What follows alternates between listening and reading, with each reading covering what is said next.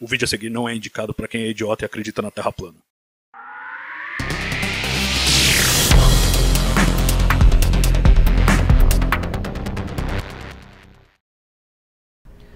Por meio de ondas gravitacionais, uma grande colaboração internacional de cientistas diz ter detectado pela primeira vez uma espécie de elo perdido dos buracos negros. Ele não seria nem dos que têm porte de uma estrela, nem um dos gigantes que existem no coração das galáxias, com milhões a bilhões de vezes a massa do Sol. A descoberta foi possível graças aos dois observatórios LIGO nos Estados Unidos e ao Virgo na Itália, detectores que têm estruturas com 3 a 4 km de extensão e conseguem medir flutuações minúsculas na própria geometria do espaço-tempo. Marolas produzidas aí pelo espiralar alucinante de objetos de alta massa rumo a uma colisão que consiste no equivalente cósmico de atirar uma pedra num lago, com ondas se propagando a partir do ponto de impacto em todas as direções. Mas quem vai contar essa história pra gente hoje é o Odílio Aguiar, pesquisador do INPE e um dos participantes dessa grande descoberta. Confira aí. Boa tarde, o meu nome é Odílio Aguiar, sou pesquisador do INPE, Instituto Nacional de Pesquisas Espaciais, docente do curso de pós-graduação em Astrofísica do INPE. Um novo evento acaba de ser anunciado pela colaboração LIGO-Virgo, com participação da equipe do INPE. Além de um técnico, Marcos Okada, o grupo conta com 2 docentes, eu e César Costa, e 4 alunos do curso, Tabata Ferreira, Ana Luísa Guimarães, Juliedson Malaquias Reis e Arthur Reis. Em 21 de maio de 2019, 2 minutos e 29 segundos depois da meia-noite, no horário de Brasília, os detectores LIGO e Virgo observaram um sinal de onda gravitacional de curta duração, que chamaram de GW 190521. O sinal detectado é consistente com a hipótese de estar associado às últimas órbitas e fusão, com a licença, de 2 buracos negros, um de 85 massas solares e o outro de 66 massas solares. Ao se fundirem, eles teriam formado um buraco negro de 142 massas solares, liberando cerca de 8 massas solares na forma de energia da onda gravitacional. Esta pode ser a fusão de buracos negros mais massiva já observada em ondas gravitacionais. O produto da fusão seria a primeira detecção clara de um buraco negro de massa intermediária, com uma massa entre 100 e 1000 vezes a do Sol, que ultrapassa a dos buracos negros estelares. Um outro grupo, com a ajuda do Zwick Transient Facility da Caltech, localizado no Observatório Palomar, perto de San Diego, identificou que pode ser um clarão de luz daquele par de buracos negros detectado pela colaboração LIGO-Virgo. Se o clarão de luz detectado realmente estiver associado ao evento de ondas gravitacionais, GW 190521, esta vai ser a primeira vez que a coalescência de 2 buracos negros gerou uma contrapartida eletromagnética que foi detectada.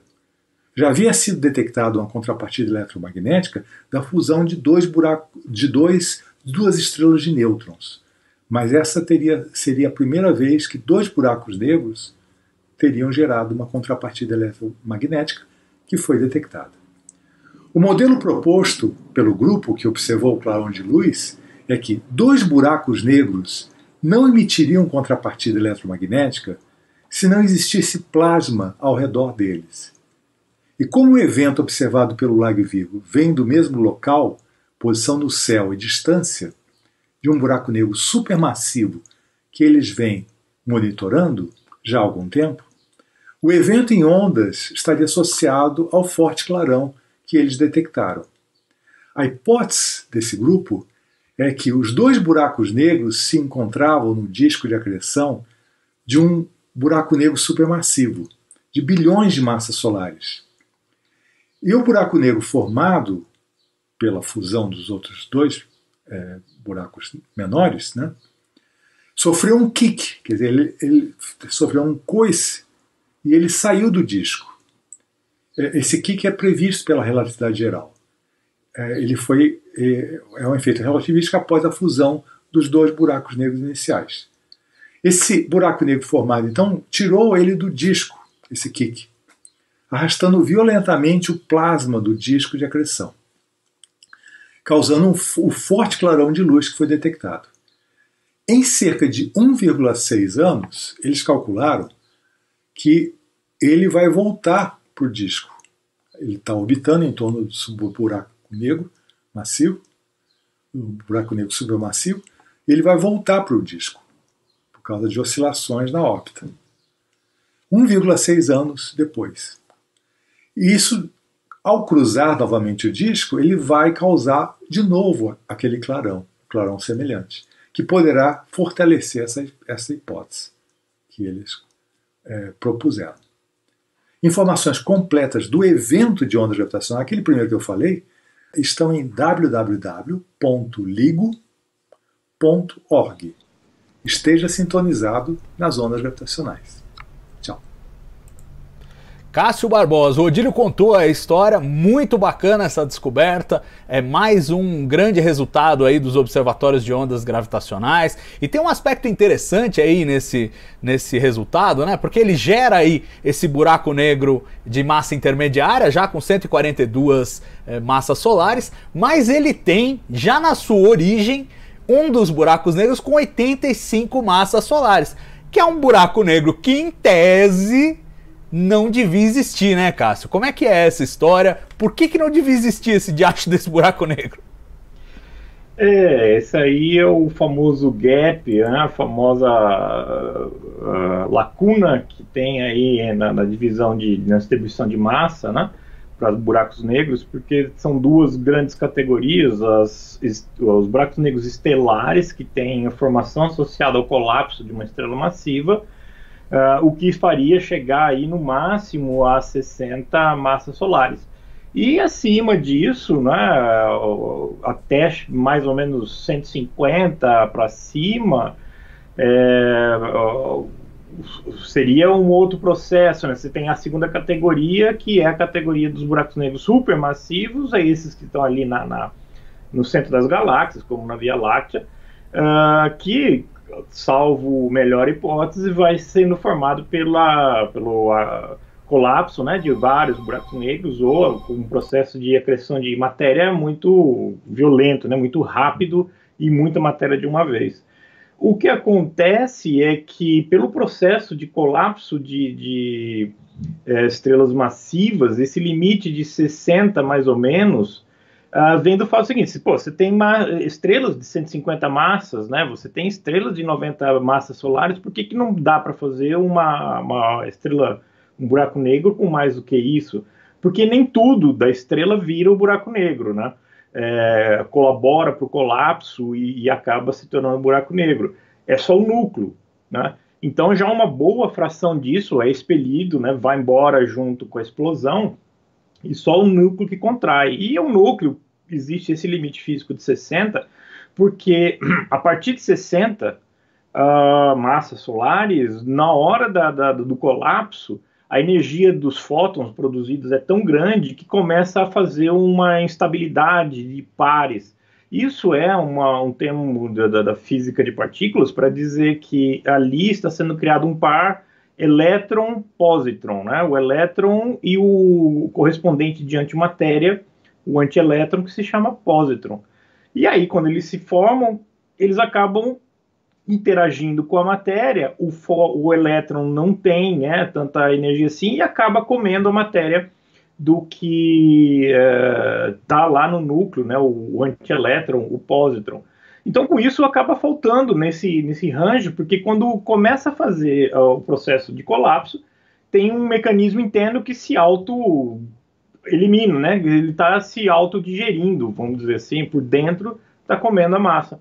E aí, depois, né, que passa esse regime de energia, vem ao outro lado, fora da borda, né? Você tem no meio o gap, a lacuna, e aí na borda posterior você tem o processo formado justamente pela aglutinação desses menores.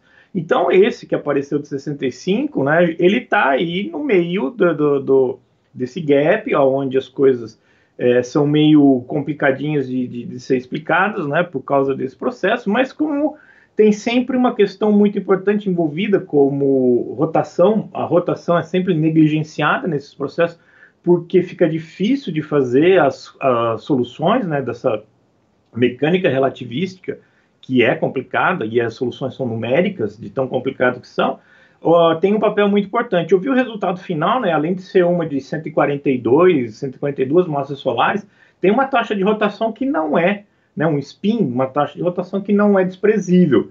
Então essas condições acabam dando margem, né, para que isso seja rompido ao menos um pouquinho mais para cima, um pouquinho mais para baixo, e nessas fronteiras que não são exatamente sim ou não, né, tem uma região cinza de talvez, permite ter esses casos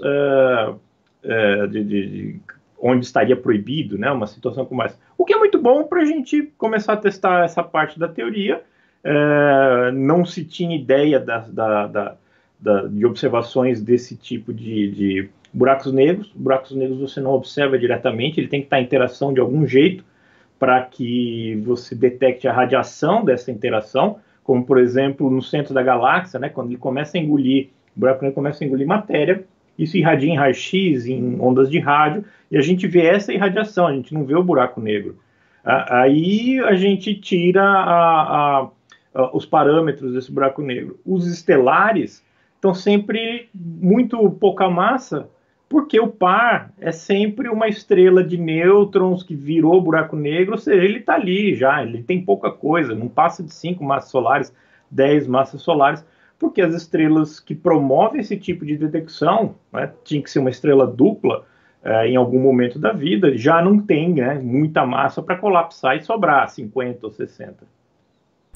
Agora, uma coisa que eu achei curiosa, eu busquei organizar no texto que eu fiz lá, que eu publiquei lá no blog da Folha, blog do Mensageiro Sideral. Se você só me conhece do YouTube, eu tô lá na Folha também. Eu busquei uma metáfora, porque isso é muito complicado, muito etéreo, né, na cabeça das pessoas, essa coisa dos buracos negros e da hierarquia dos buracos negros, os tamanhos e os portes aí. E eu fiz uma brincadeira assim, que os buracos negros estelares são muito comuns, eles seriam tipo o feijão do universo, né? E aí tem os buracos negros supermassivos, com milhões a bilhões de massas do Sol, e esses seriam aquela feijoada completa mesmo, aquela que te derruba, né, no sabadão, na quarta-feira. É aquela pra arrasar mesmo. Pra arrasar. E agora eles acharam pela primeira vez um buraco negro de massa intermediária que seria uma orelha de porco, né? E aí você precisa juntar o feijão, e aparentemente é isso que a gente tá vendo, esse mecanismo em ação nessas colisões. Você precisa juntar o feijão com a orelha de porco, com o lombo, com o paio, para sair aquela feijoada que a gente vê no centro de cada galáxia. Acho que é mais ou menos por aí, e é importante esses resultados do LIGO para a gente ver justamente esse processo, né? Estamos falando aí de 2 buracos negros, um que já talvez fosse fruto de uma colisão ele mesmo, exato, que gera uma nova colisão e produz um buraco negro ainda maior, e tem ainda todo esse aspecto da contraparte ótica, que presume que essa colisão de buracos negros aconteceu nas vizinhanças de um buraco negro supermassivo de uma galáxia. Ou seja, ele tá para cair lá e tornar o buraco negro supermassivo ainda maior. Parece que as peças estão se encaixando, né? Exato, né? Como eu falei no comecinho lá, salvo melhor hipótese, esses buracos negros supermassivos vão crescendo com essas colisões, né, de outros buracos negros, que é a maneira mais rápida de fazer ele crescer. Ou, né, agregando matéria de outra maneira, como o nosso buraco negro no centro da Via Láctea. Agora, é isso, né? Você tem pedacinhos da teoria, você tem lá os ingredientes da sua feijoada, a gente não tinha aí esse miolo, essa lacuna, e está fechando, né? O cenário está fechando. Você viu que está lá nas proximidades do buraco negro supermassivo. Houve, então, a aglutinação de 2 que fez esse de 65, e esse de 65 bateu com outro que deu um de 142. Então as coisas vão se encaixando, e esse de 142 fatalmente acaba caindo no outro supermassivo e já dá aí mais 1 milhãozinho e ganha mais 150 massas nesse aspecto. E se você fizer a conta das duas parcelas, não fecha com 142, você tem 9 massas solares faltando, e essas 9 massas solares foi o que emitiu de ondas gravitacionais, é a energia da onda gravitacional sendo emitida. Então foram 9 massas solares.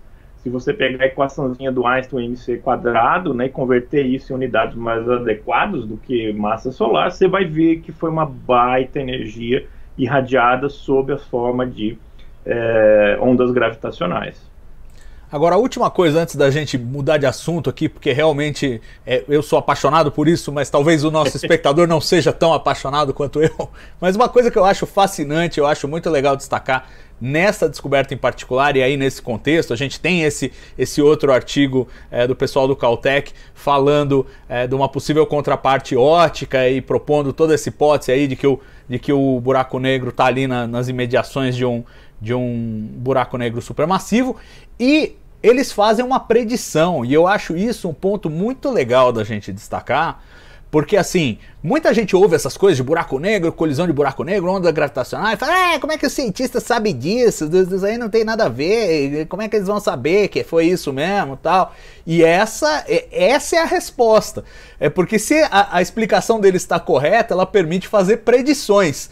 Então esse grupo aí fez uma predição que, se a hipótese deles estiver correta, esse buraco negro que agora colidiu, ele vai mergulhar de novo no disco daqui 1,6 ano, e quando acontecer isso, daqui 1 ano e meio, deve ter um outro sinal luminoso. Se aparecer esse sinal luminoso, vai confirmar de fato a hipótese deles. Então essa é a beleza da ciência, que diferentemente das videntes, dos astrólogos, a ciência realmente às vezes prevê o futuro, né?